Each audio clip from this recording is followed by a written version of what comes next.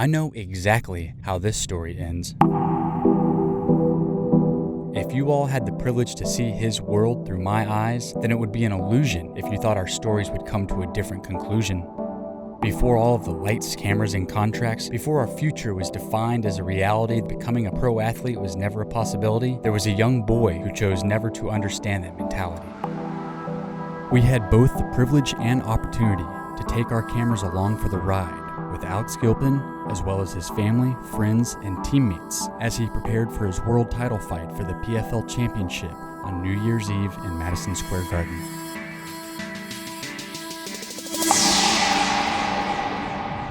My name is Alex Gilpin. I was born March 26, 1992 in St. Louis, Missouri. Moved to San Antonio when I was 5 and then moved to Madison, Wisconsin for college. I came from the mud. There's dirt on my hands. Strong like a tree. There's roots where I stand. Oh, I've been running from the law. Hope they won't shoot me down soon.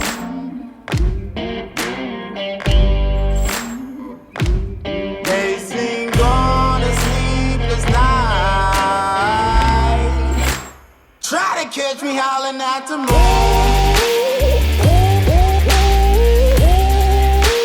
Try to catch me howling at the moon. Try to catch me howling at the moon.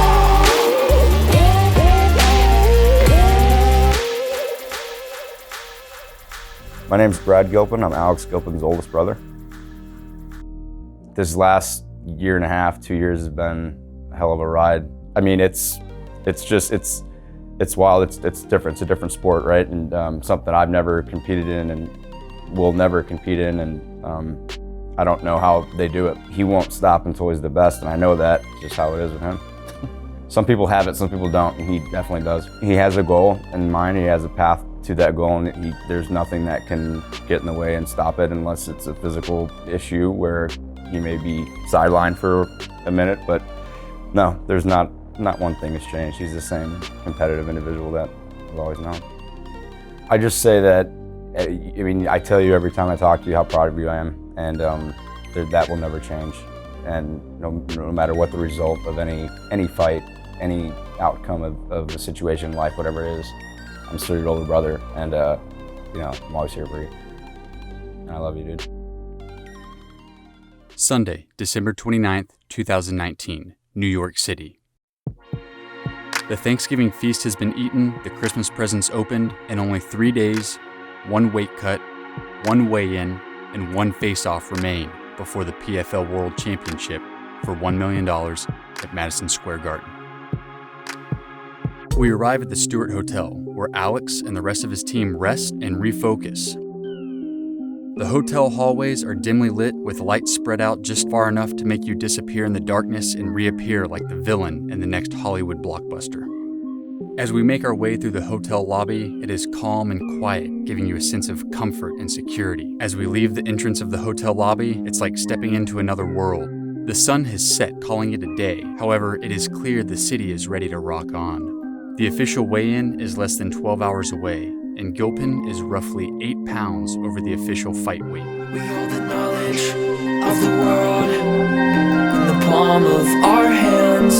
Hold the knowledge of the world in the palm of our hands. We see it all, everybody, but we don't understand. We arrive at the red workout room. Alex is fully covered in layers of sweatshirts and hoodies, which will help shed excess water needed to make weight. Once everyone is gloved up, the dancing begins. However, there is no choreography, only the connection between mind and body. Both fighters become scientists, experimenting with combinations of jabs and hooks. They have to understand Newton's third law. For every action, there is an equal and opposite reaction. We hold the knowledge of the world in the palm of our hands. Hold the knowledge of the world in the palm of our hands. We see it all, everybody, but that we don't understand. We hold the knowledge of the world, and you're listening to me.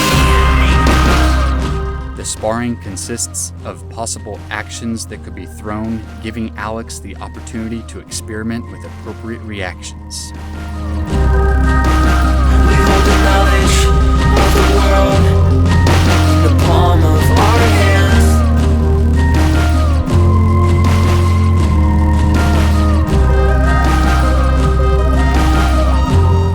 Their accuracy is combined with precision to be able to throw a punch or kick with knockout power, but let up right before the moment of impact. With the final workout complete, Gilpin is right on track to hit his target weight, and with a fight plan in place, it's as if he holds the knowledge of the world in the palm of his hands.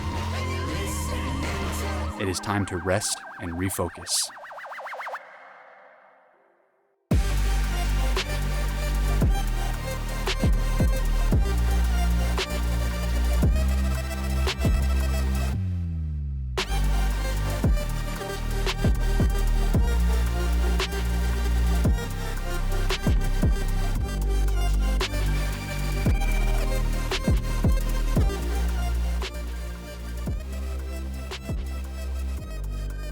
Say my greatest achievement so far, just finishing Andre Harrison. I'd say MMA wise. I mean, a guy that at one point was 20-0, beat the only guy I lost to, and never been finished. So I'd say that probably achievement wise, but still got a lot more that I got to do.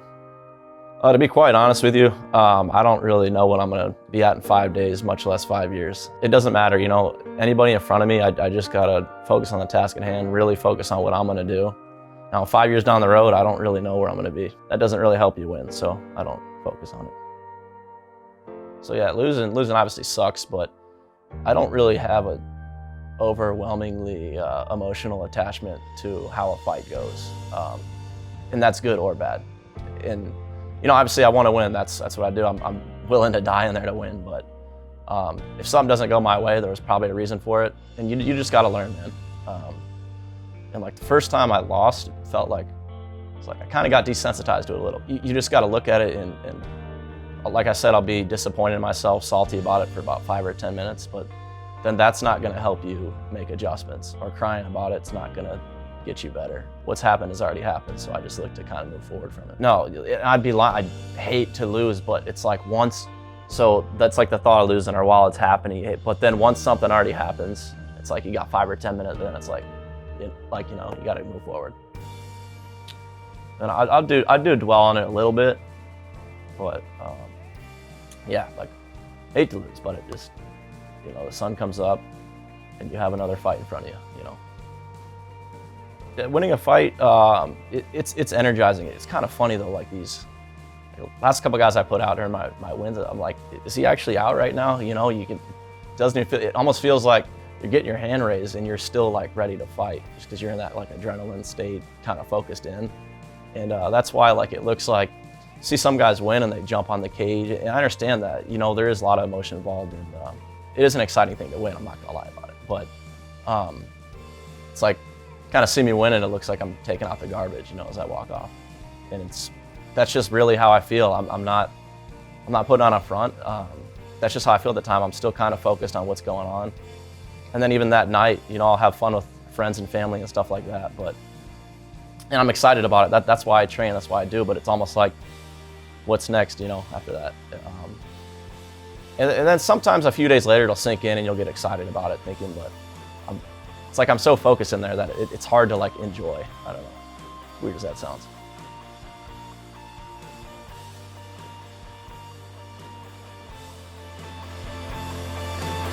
Monday, December 30th, 2019. Alex's post-weigh-in mixtures are laid out on the hotel coffee table, making it look like a makeshift science lab, with bottles filled with liquid on top of paper filled with handwritten notes defining critical windows of consumption to maximize nutrient absorption into the body for the quickest recovery possible. The official weigh-in is complete, and Alex has made weight. From the moment he steps off the scale, he immediately begins to rehydrate. Although Alex has made weight, it is crucial he feeds himself with proper nutrition so his body can store energy for the fight instead of consuming energy trying to digest heavy foods. Alex has a clear understanding of the challenge that lies ahead. It's time to head back to the room to mentally recover and prepare, because tonight's events have potential to be emotionally exhausting. The ceremonial weigh-ins and the official face-offs are only a few hours away. 6 champions, 6 belts, 6 $1 million prizes.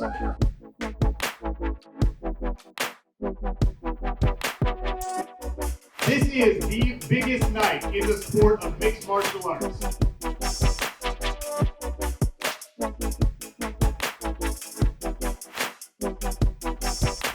The highest ranked alternate fighter steps in, and he's already faced our champion twice. This is a trilogy bout. Make some noise for Alex Gilpin.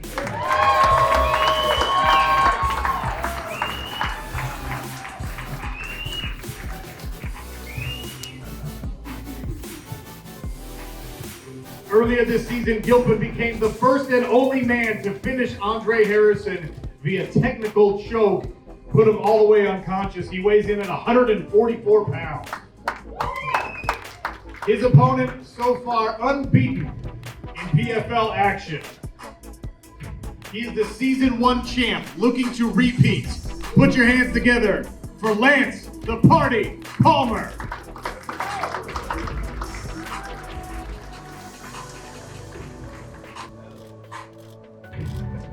Featherweight title action.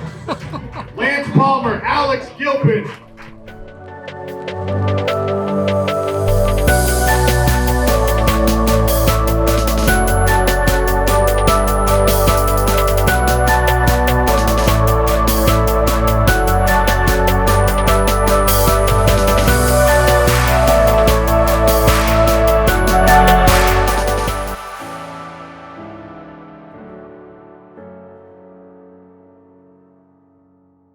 So I started wrestling a lot later than most people got to start. Always played football, baseball, basketball, whatever sport was in season at the time. And going into high school, I had a friend's dad that helped us lift and get ready for the football season. Mark Miller had a college meet on at their house. And we were just kind of watching it a little bit with him. And he's like, you should try this out, man. It'd be a perfect fit for you. You're small, but I was tiny, undersized for all those other sports that I was playing, even though I still did them. And I kind of considered it in the back of my mind, but I was still probably going to play football and try to play basketball once that was in season. But then I'm like, I might be good at this. I'm going to give it a shot. I was a freshman in high school. I was not even 5 feet tall, I don't think. So the basketball dream was kind of out the window, with that being said. So yeah, I gave wrestling a shot. Well, being a little naive and having that stubbornness to me, I thought I was going to kind of go in there and I was relatively the same size. I'm like, yeah, I'm going to be able to beat these guys up, And then you learn wrestling is a technical sport pretty quickly, and you either adapt or die, and that's kind of what you got to do. So yeah, I took my licks definitely the first season, second season, and then started figuring it out, and developing my own style. Yeah, winning state was a big accomplishment at the time. That's the thing, like I said, I didn't wrestle too long, but in a short amount of time, I covered a lot of ground. And, I probably didn't even have a 500 record my first year. My junior year, I made it to state finals. I lost a pretty close match, and then senior year, I ended up winning it. So that was kind of a goal I set as a freshman, and then kind of maybe doubting that it could happen, but, I stuck to the course, and eventually, a couple years later, got it done. It's kind of like I set these goals, and when I accomplish it, like for instance that, then it kind of just becomes what's next, or it just feels regular once it's done. So it's kind of like winning a big fight. Once I win it, it's just like, all right, what's next? And yeah, hadn't looked back. Then it was just a sport that I was giving a chance, turned into an obsession. So, and then it took over every other sport. We arrive at Mimi's, a local family-owned Italian piano bar. We are sat at a table that stretches from the front of the restaurant to the back. It's as if we're at a family reunion, surrounded by cousins, parents, extended family, friends, and of course, the gentlemen that make up Alex's team, the chosen few. The team reflects on past experiences and shares stories of the fights that have led them to this moment in time. There are memories of winning championships in foreign countries, as well as laughs and smiles about post-victory celebrations. While the dinner party is excited about the experience they get to be a part of, the chosen few have a clear understanding of the task that lies ahead.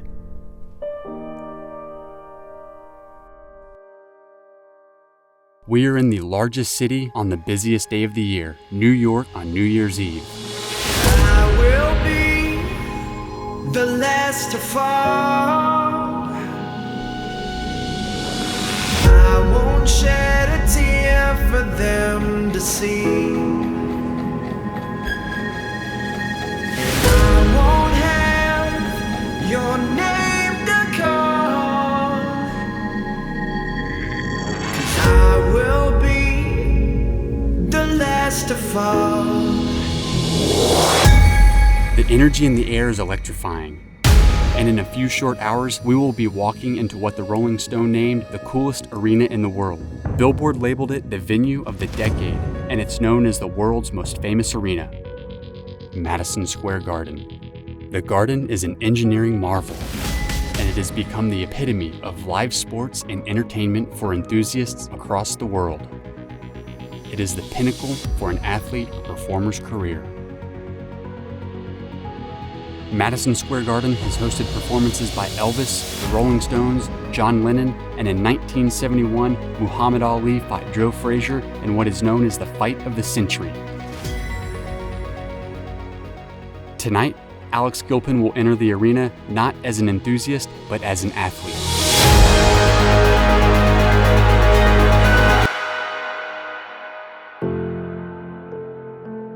My name is Damien Decora.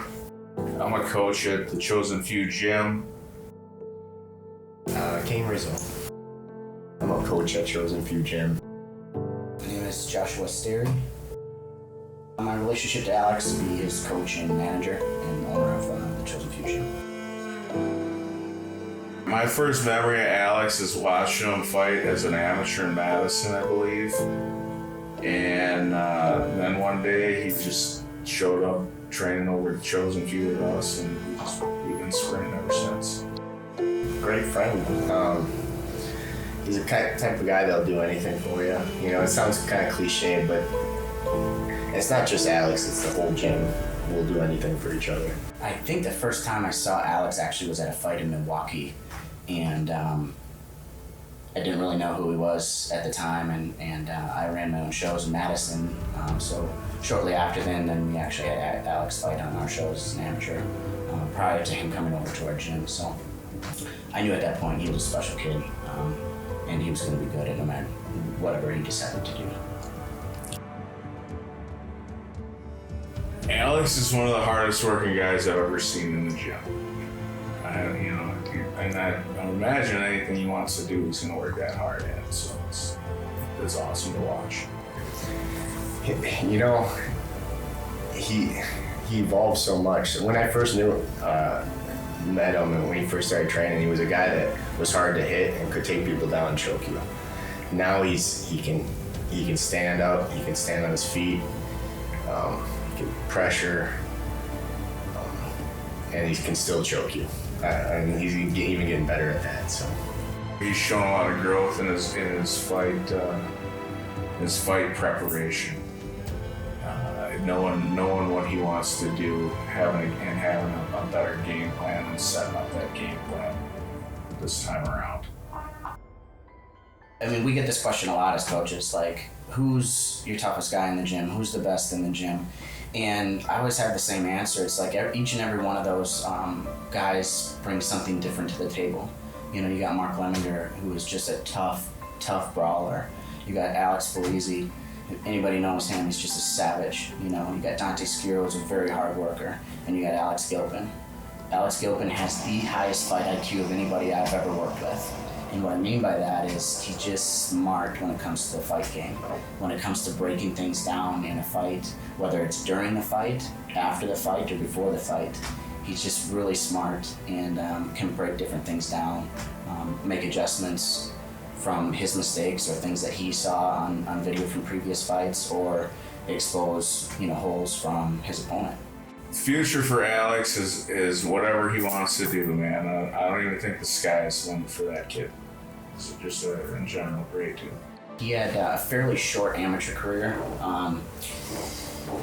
Coach Eric Stein and myself had talked about that when Alex said that he wanted to turn pro, and we had that conversation, and we knew he had the ability to do really well as a pro, but we also wanted him to touch up his hands.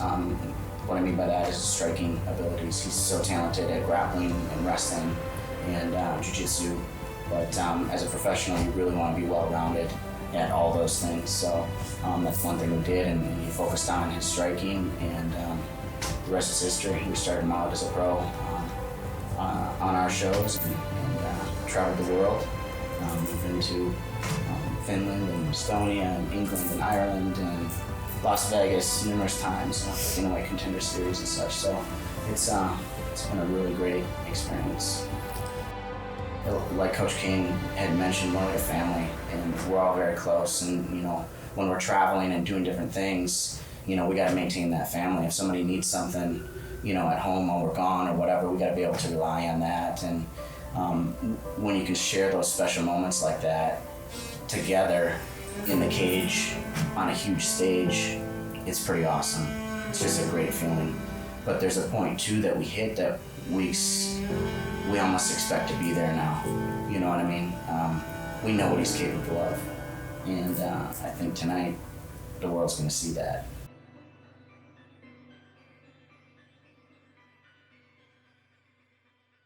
We wait in the hotel lobby for all 12 fighters and their teams to arrive.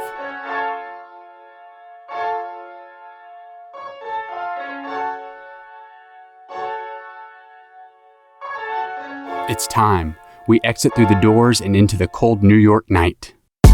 Walking down the street to Madison Square Garden feels like we're in a modern-day Rome, with 12 gladiators preparing for battle at the Colosseum. The sidewalks are packed full of people, but the crowd parts like the sea. It's as if New York knows there are 12 men with one mission.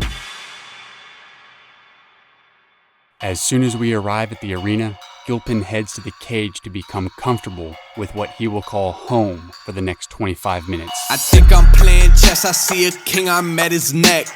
I'm 3 steps ahead at every move, now that's a check. Bless, made a living making art and aiming closely at they neck. If you think I'm not a threat, I'm like, incorrect. Yeah, think I'm playing chess, I see a king, I'm at his neck.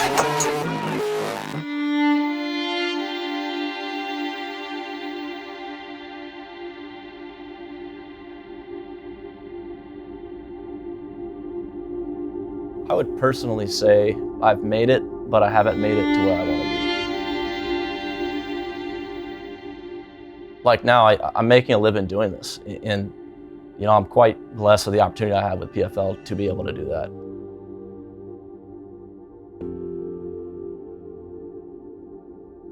Like I said, I have a lot more to go, and I'm still 27 years old. A lot more to do. I haven't made it to where I want to be, but I think I've at least made it, and I think I've done some things.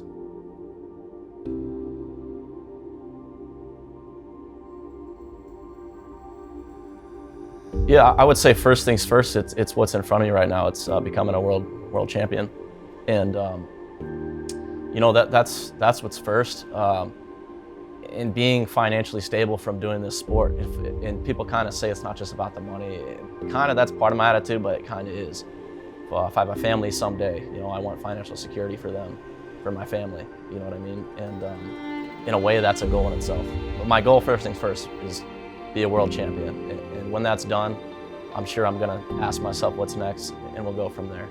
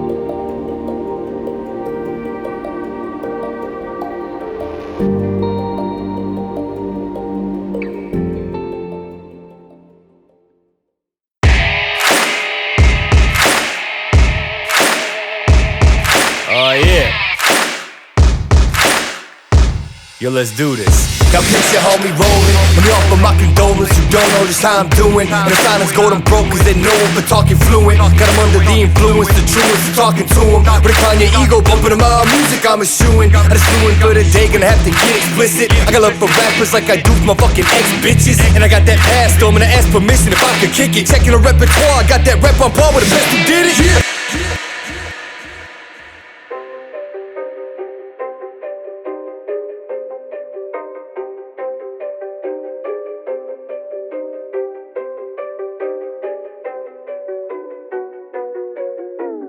There's a lot on the line. I'd be lying if I just said it's just another fight. Like there's 7 figures, there's a belt, and it's in Madison Square Garden. But this being said, I gotta focus on just beating the guy in front of me. And that's what I'm looking to do. All I hear, go get the money. So I go get it. Hate means I do something right. So I'ma let him. Yeah, I'ma let him. Yeah, I'ma let him. I hit the nail on the head. Yeah, I'ma let him. All I hear, go get the money. So I go get it. Hate means I do something right. So I'ma let him. Yeah, I'ma let him. Yeah, I'ma let him. I hit the nail on the head. Yeah, I'ma let him. Early bird, go get the worm. Worm in the dirt. I can show you what I'm worth. My hands in the dirt. From where they look when you not. A hand in your purse. Hell if you think I'm last, say last should be first. Go ahead and go feast your eyes. Chefing up, cooking them pies, leaving no slice. Believe on the guy who in demand and who got supplies. You on the land, me I'm fly. Look at the miles, I be in skies. Right by my side, miss look at them thighs. Up in Dubai, you see us. Black man, black sand beaches. Yeah. Backhand if you slick speaking. Yeah. Cut off if that hand reaches. Right. Sucker, I ain't about y'all leeches. All I hear, go get the money. So I go get it. Hate means I do something right. So I'ma let him. Yeah, I'ma let him. Yeah, I'ma let him. I hit the nail on the head. Yeah. I think it's one of those things I'll just look back and be like, yeah, that was really cool. And then that's just your reality, you know, like went from fighting in those small, like 300 or 400 person venues. And it just, all this has happened pretty quick.